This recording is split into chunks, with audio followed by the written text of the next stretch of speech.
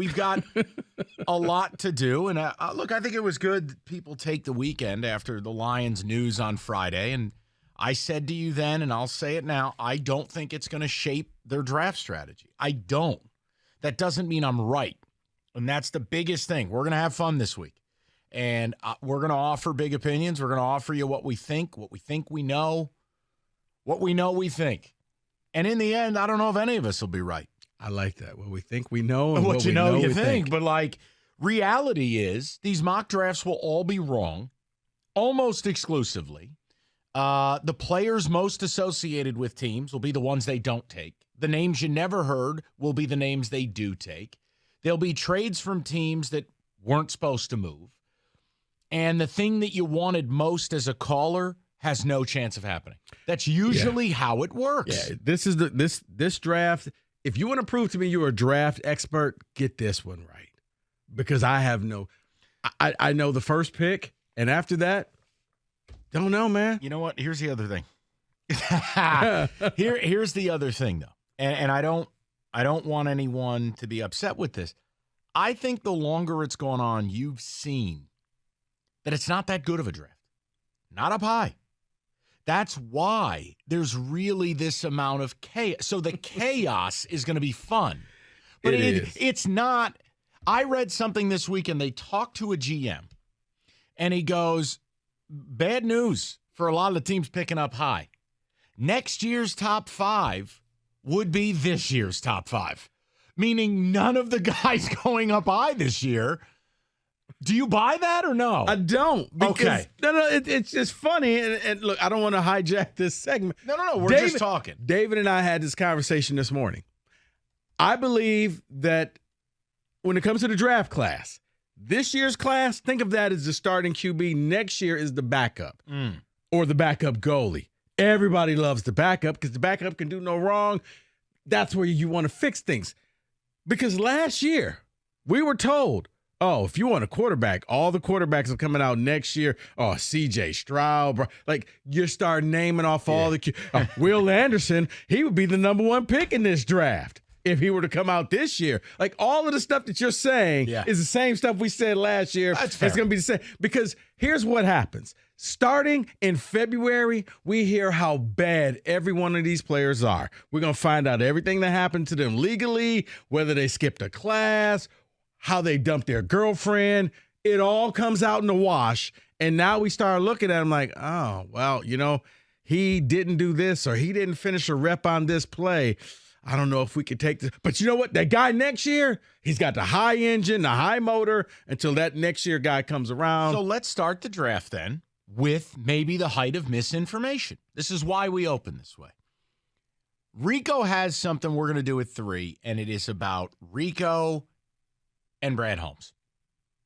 That's as much as I'll tell you. But we're going to do that at 3. I wanted to ask this question to start because it's salacious and it's sexy, and it really, I think it's the perfect way to start draft week. Now, apparently, welcome to silly season. The Lions, according to reports, considering a running back at 18.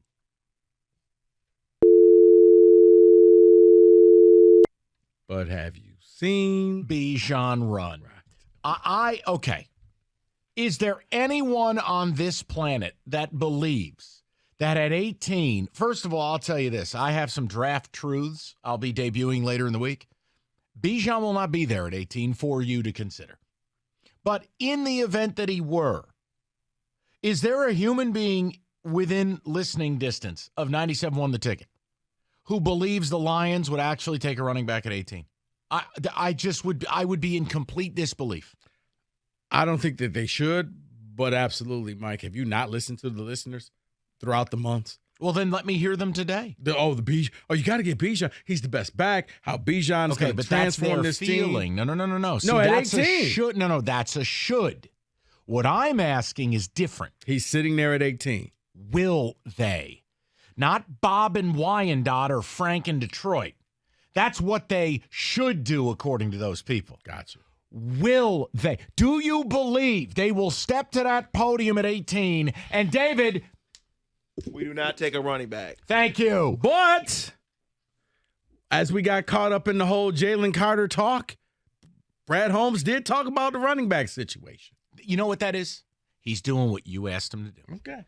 You said understand the assignment. So he was like, I think the Lions are setting up shop at 18 because here's another draft truth that I will give you later this week.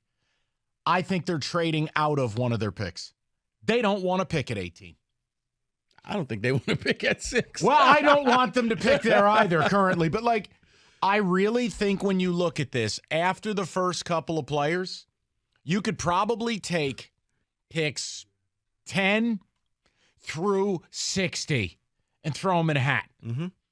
But that's what happens every year is we all of a sudden see so much. I know. Because there's so much coverage that you're like, well, you can't take this guy. And then we have fist fights out in the streets over who they're going to take. And in the end, wait, they took him? Oh, that's my point. I do not believe for a second they're actually considering picking a running back at 18. Yes. But no, here's what Brad Holmes had to say about the running back spot.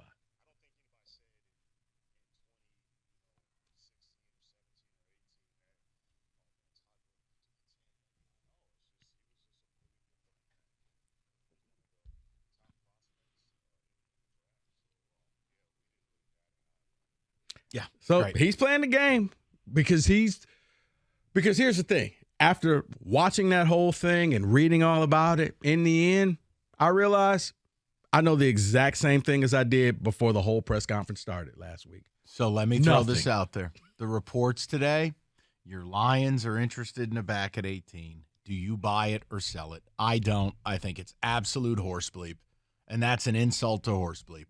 248-539-9797. Now, I don't want you calling telling me what they should do. I want to know whether you believe that they will do it, because I don't. I'm not having the argument with you. You know, as a radio show, we do not pay running backs and we do not draft running backs in the first round. We don't do it. I don't want to argue with you. I want to know if anybody believes that they will do it, because I think that's nothing more than finding a dance partner at 18 if Bijan's there and getting the hell out of that pick. That's what I believe.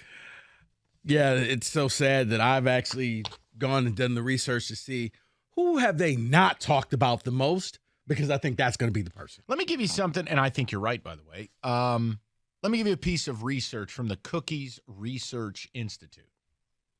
If you look at first-round running backs selected since 2004, they average 4.3 yards a carry. Do you know what the league average is? 4.3 yards a carry.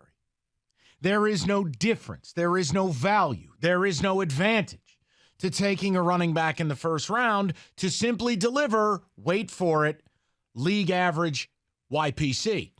Except, here's the problem.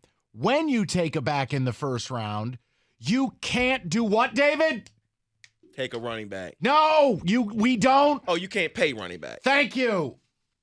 Wow, so many things spinning in my head right now. Just get it right, David. I'm just making a point to you.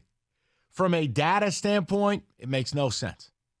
And for this team, it would make no sense, being that you have DeAndre Swift, you have David Montgomery, and if you'd like to add a back, Rico has documented this. There's 15, 16, 17, 18 backs. Everybody be pretty damn happy with. You take them in the third, fourth, fifth round. So I'd love to hear from the people. Let's start with this running back at 18 report. Rico with a question about Brad Holmes and his relationship. We'll do that at 3. We kick off draft week appropriately. 248-539-9797. Rico, tell them.